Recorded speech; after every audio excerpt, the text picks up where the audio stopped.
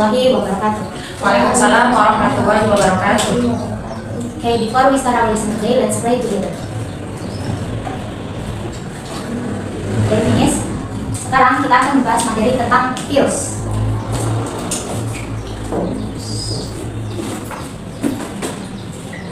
Adapun subbab yang akan kita bahas pada hari ini adalah subbabnya yang pertama kita bahas tentang pengertian virus. Yang kedua kita bahas sejarah virus. Yang ketiga kita bahas ciri-ciri virus. Lanjut, setelah ciri-ciri virus kita bahas tentang jenis-jenis virus. Selanjutnya kita bahas tentang struktur virus. Kemudian kita bahas tentang reproduksi virus. Terakhir kita bahas tentang manfaat virus. Oke, kita masuk materi yang pertama, itu pengertian virus.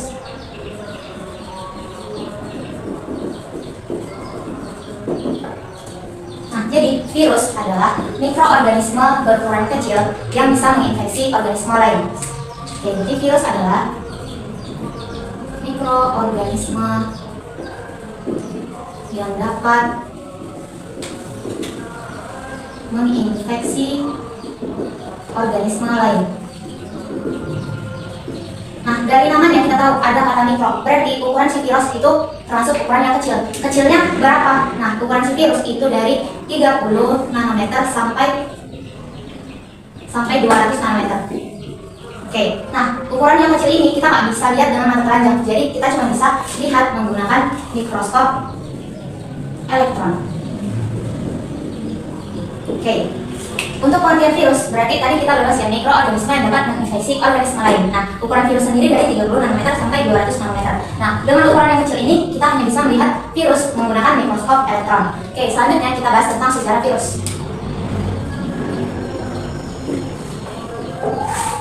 Nah, kalau sejarah virus itu dimulai dari Adolf Meyer yang menemukan bercak pada daun tembakau. Oke, berarti yang pertama ada si Adolf Meyer. Si Adolf Meyer ini dia menemukan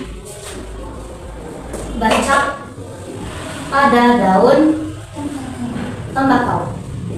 Oke, nah pada daun tembakau yang ditemukan bercak ini, si Adolf Meyer dia mengira bahwa penyebab bercak itu adalah bercak pada daun tembakau adalah bakteri. Nah, pengamatan si Adolf Meyer dapat kesimpulan bahwa dia mengira bercak pada daun tembakau itu adalah bakteri. Lanjut, yang kedua ada penelitian lebih lanjut oleh si Dmitri Ivanovsky. Nah, kalau si Dmitri Ivanovsky, karena tadi si Adolf Meyer udah berpendapat ini bakteri, dicoba si tadi makhluk hidup yang ditemukan bercak itu coba disaringan bakteri.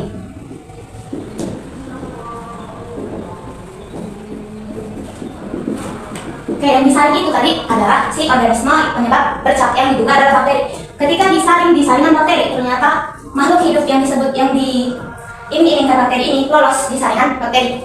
Jadi karena disaringan bakteri dia lolos, maka si Dmitri Ivanovsky berpendapat bahwa ini adalah bakteri dengan ukuran yang kecil.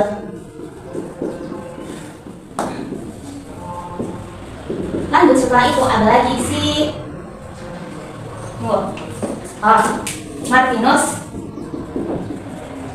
Martinus Jenning. Oke, kalau si Martinus dia tadi kan si Dimitri udah berpendapat kalau bakteri yang misalnya itu lolos, dia berpendapat bakteri itu bakteri yang kecil. Kemudian dicoba si Martinus Jenning bakteri yang tadi dari daun tembakau. Bakteri pada daun tembakau dibuat ekstrak.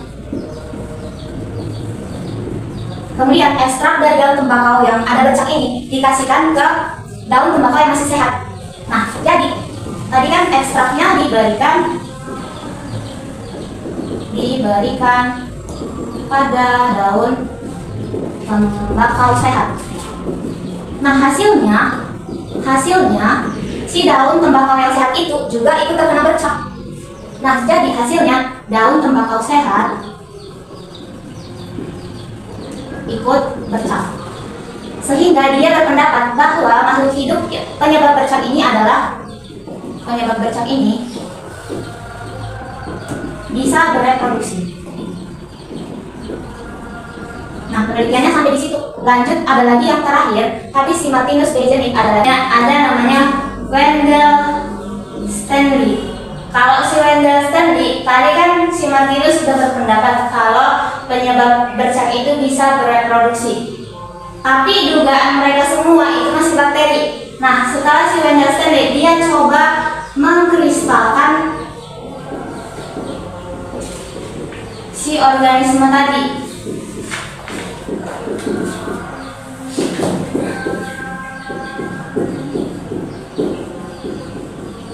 Nah, setelah dikristalkan, ternyata si organisme ini bisa mengkristal. Jadi, karena dia bisa mengkristal, dia nggak bisa disebut bakteri. Berarti dia bukan bakteri. Sehingga si Wendell Stanley mengkategorikan si makhluk hidup yang mereka temukan itu sebagai virus. Maka disebutlah virus. Oke. Untuk pembahasan sejarah virus, udah paham? Banyak ekstra enggak tahu. Ekstra. Oke, lanjut. Tadi habis sejarah virus, kita bahas tentang ciri-ciri virus.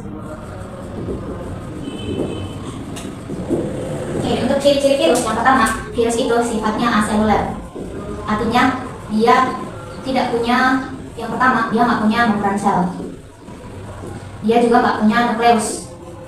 Kemudian dia juga nggak punya cairan sel atau sitoplasma. Terakhir, dia juga nggak punya semua organel sel. Nah, hal ini bisa disebut kalau si virus itu nggak punya sel. Nah, jadi apa yang si virus punya? Nah, virus itu dia cuma punya asam nukleat. Nah, asam nukleat ini yang biasa kita sebut materi genetik. Oke, ada yang tahu nggak asam nukleat itu ada berapa? Oke, ada dua. Apa aja? DNA, RNA. Oke, betul ya. Jadi asam nukleat itu DNA dan RNA. Nah, kalau si virus dia hanya punya salah satu. Ada virus yang cuma punya DNA saja, ada yang cuma punya RNA saja. Oke, karena dia punya asam nukleat, makanya dia bisa bereproduksi. Tapi dengan catatan dia bisa bereproduksi asalkan ada sel inangnya. Nah, karena si virus ini membutuhkan sel inang, dia bisa disebut parasit. Nah, parasitnya itu karena kalau nggak bisa sama sekali tanpa inang, dia namanya parasit obligat. Oke, untuk ciri-ciri virus tadi ada dia nggak punya membran sel, nukleus, sitoplasma, dan organel sel. Terus virus cuma punya asam nukleat atau materi genetik, yaitu berupa DNA dan RNA. Nah, virus hanya memiliki salah satunya saja yang punya DNA sama punya RNA. Nah, karena dia punya asam nukleat, maka si virus ini bisa bereproduksi dengan catatan harus ada sel inangnya. Kemudian karena dia membutuhkan sel inang, maka kita bisa sebut dia sebagai parasit obligat. Oke, lanjut. Tadi ciri-ciri virus, kita bahas jenis-jenis virus.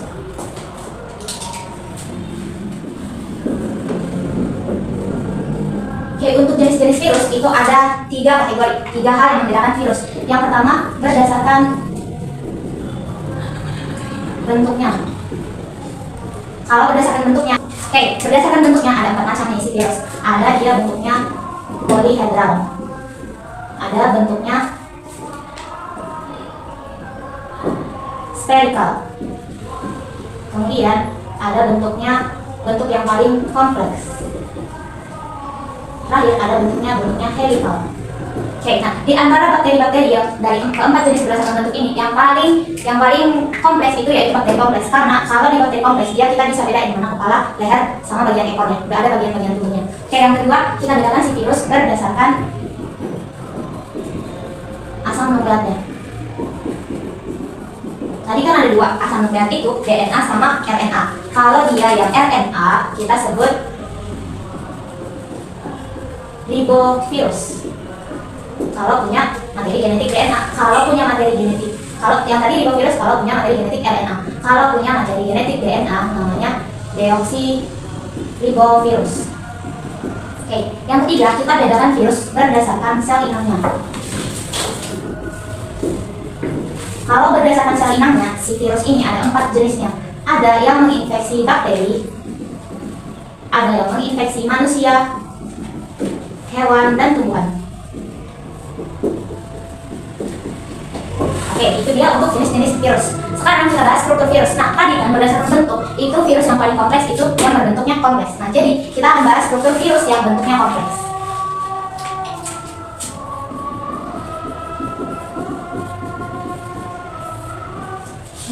Oke, selanjutnya kita akan bahas tentang struktur virus. Nah, pada virus itu strukturnya ada 3 bagian. Ada kepala, leher, sama ekor. Pertama kita bahas kepala.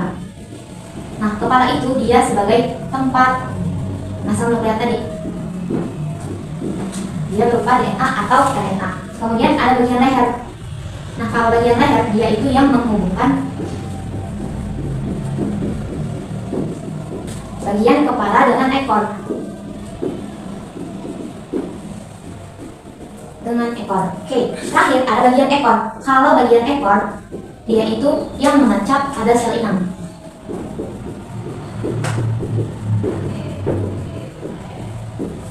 Oke, gambarnya boleh dilihat. Oke, bagian kepala bisa kita lihat di sini terdapat asam nukleat yaitu berupa DNA. Kemudian ada bagian leher. Lanjut ada bagian ekor. Nah, di ekor ini ada namanya serabut ekor, selubung ekor, ada lempeng dasar dan ada jarum penusuk. Nah, jarum penusuk inilah nanti yang akan menancap pada si sel inangnya. Oke, lanjut. Setelah kita bahas tentang struktur virus, kita bahas tentang reproduksi virus.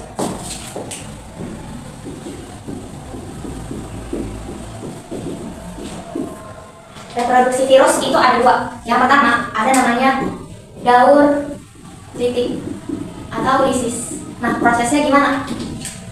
Nah, untuk reproduksi virus ini kita contohkan pada virus yang menginfeksi bakteri. Oke. Yang pertama, kita ibaratkan ini bakteri. Oke, nanti di bakteri ini ada si virus yang menempel. Oke, penempelan ini kita sebut prosesnya reabsorpsi atau penempelan. Setelah menempel nanti si virus ini asam nukleatnya akan masuk ke bakteri.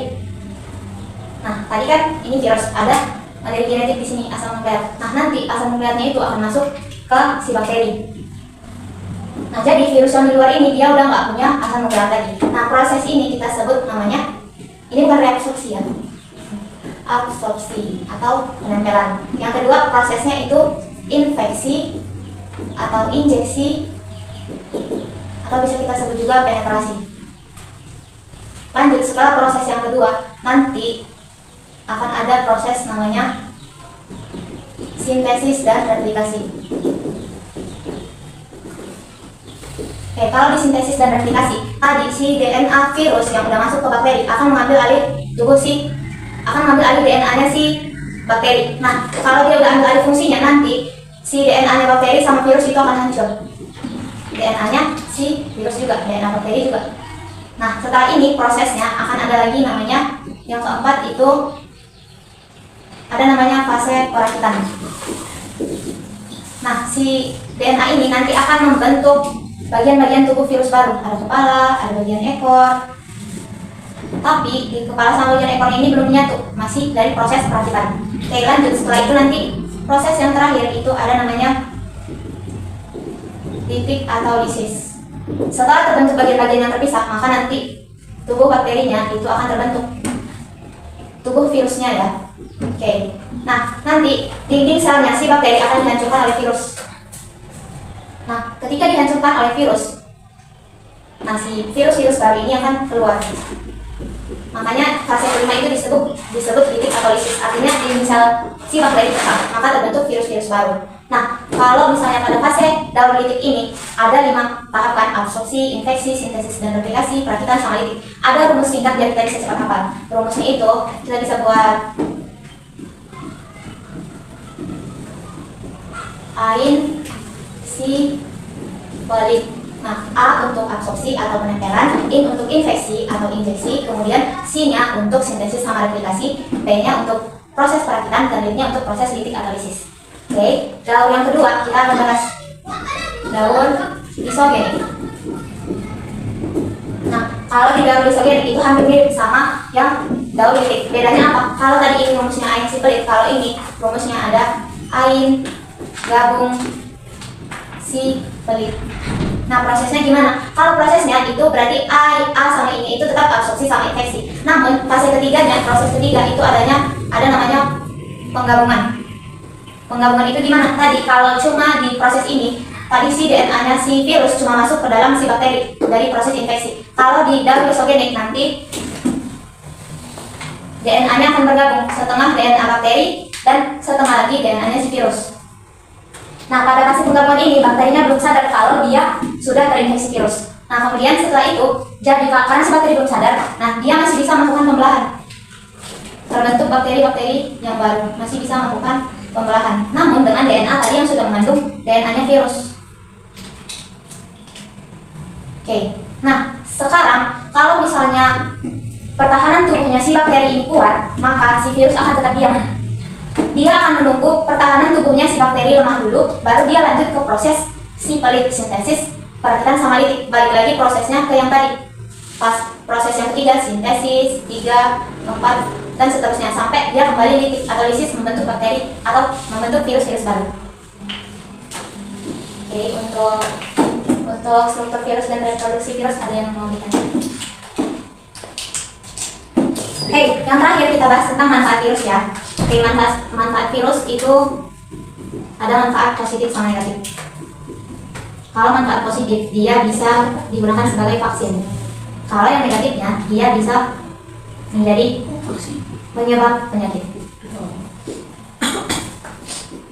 Nah, jadi karena virus ini punya manfaat positif sama negatif, tapi manfaat negatifnya itu lebih banyak.